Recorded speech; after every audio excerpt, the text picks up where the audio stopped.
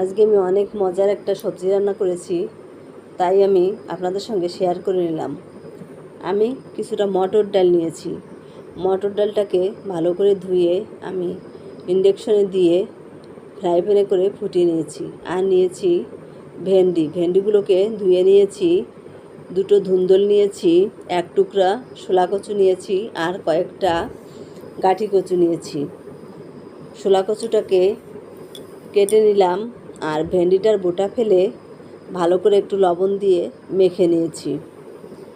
আর গাঁটি কচুগুলোকে আমি চামচ দিয়ে খোসাটাকে ফেলে মাঝখানে চিড়ে নিয়েছি। এখন আমি কড়াইতে তেল দিয়ে কিছুটা জিরে তুলে রাখবো, আর জিরেটা পাটায় করে আমি বেটে রাখবো।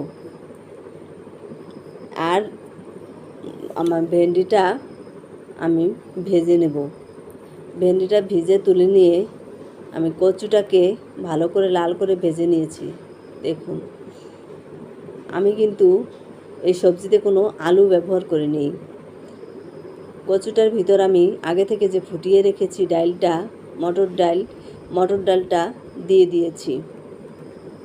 এখন কিছুটা সময় ধরে আমি রান্না করে নিব, যত সময় পর্যন্ত কচুটা না নরম হয়।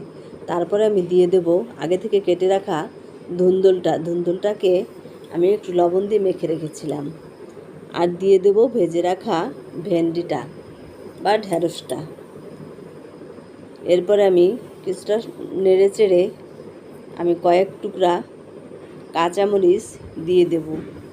কাঁচামরিচ দিয়ে 2 মিনিট রান্না করে আগে থেকে যে জিরাটা আমি ভেজে নিয়েছিলাম, জিরার ভিতরে তরকারি থেকে একটু ঝোল নিয়ে জিরাটাকে আমি এভাবে গুলে নেব। আর ওই তরকারিটা আমি জিরার উপর নামিয়ে নেব। দেখুন, আমার তরকারিটা হয়ে গিয়েছে।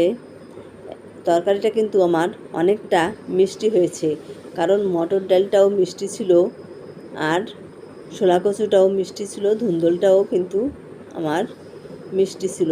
তাই সবজিটা কিন্তু আমার মিষ্টি লেগেছে। এখন দেখুন, আমি নামিয়ে নিয়েছি। মজাদার একটা সবজি, আলু ছাড়া অনেক মজার সবজি। ভালো থাকবেন সকলে।